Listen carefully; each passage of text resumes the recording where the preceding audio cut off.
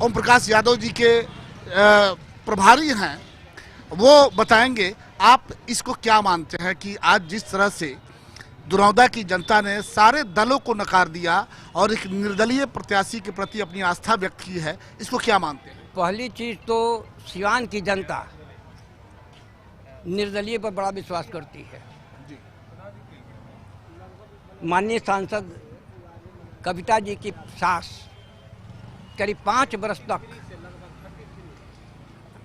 वर्षों तक विधानसभा के मेंबर रही, वो भी निर्दलीय जीत करके। अजय बाबू उस समय जेल में थे और माननीय सांसद ओम प्रकाश यादव, पूर्व सांसद ओम प्रकाश यादव ने कमान संभाल करके बाबू परमनाथ सिंह के कहने पर और जिताया और 5 वर्ष तक विधानसभा के सदस्य रहे। उसके बाद उनके मरने के बाद 5 वर्ष तक कविता जी रही। कविता जी के बाद कविता जी जब सांसद हो गई तो भी 6 महीना हो गया और 5, 10 और 3, 13 में वर्ष जो विधानसभा और लोकसभा में रहे और उसका पति का जमानत न बचे, ये बहुत बड़ी अशोभनीय बात है। मैं तो कहूँगा कि नैतिकता के आधार पर सांसद महोदय को इस्तीफा दे देना चाहिए, अगर थोड़ी सी भी नैतिकता हो तब। और आज तक सबसे बड़ी चीज़ है कि सिवान की लड़ाई, सिवान की जनता सीट के लिए नहीं लड़ी थी।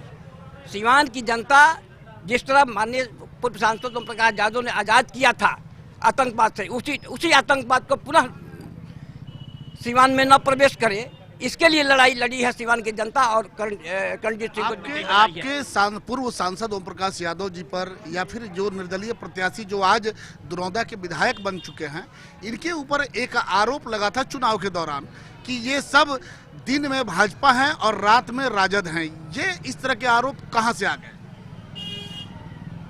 क्या ये माना जाए कि जनता ने इस बात का जवाब दिया है? बिल्कुल जवाब दिया है। बिल्कुल वो भाजपाई हैं, वो कभी राजद में नहीं गए हैं। कहने के लिए तो कुछ भी कह सकते हैं। वो कहाँ थे जब विधान परिषद के चुनाव लड़ रहे थे? तो जेल गेट पर माथा टेकने गए थे और परमनाथ सिंह का साबुनी साहब ने कहा कि आप इनको ले जाइए, तब हमारे पास आइए मुलाकात करने, इसको भगाओ, इसको पहले। तो क्या बात गलत है क्या?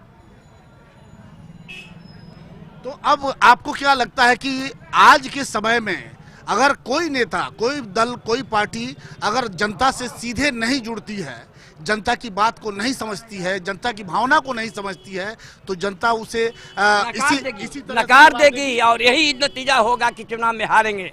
जनता नहीं स्वीकार करेगी किसी कीमत पर। जनता के बीच में रहना होगा। आज नीतीश कुमार के सुशासन को भी और जो बड़े बड़े नेता रामविलास पासवान जी आए थे, मोदी जी आए थे, सुशील मोदी आए थे, और इन सारे लोगों की बातों को जनता ने एक सिरे से नकार दिया। जनता बहुत बड़ी चीज होती है, सरकार कोई चीज नहीं होती है। सरकार जनता बनाती है। स्थानीय स्तर के नेताओं को, राजनेताओं को ये समझना होगा कि जनता की बात को बिल्कुल समझने की जरूरत है। जनता क्या चाहती है, जनता उनसे क्या अपेक्षा रखती है। बिल्कुल जनता अपेक्षा रहती है कि आप हमारे साथ रहिए। जनता के साथ नहीं रहिएगा तो जनता नकार देगी। मतलब ये कि बड़बोलेपन से अब काम नहीं, न बड़बोले से, न क्राइम से कुछ नहीं चलेगा। नाम बता दे। गीता बिहारी साहब, पूर्व सांसद प्रतिनिधि, पूर्व सांसद ओम प्रकाश यादव के प्रतिनिधि हैं गीता बिहारी साहब जी।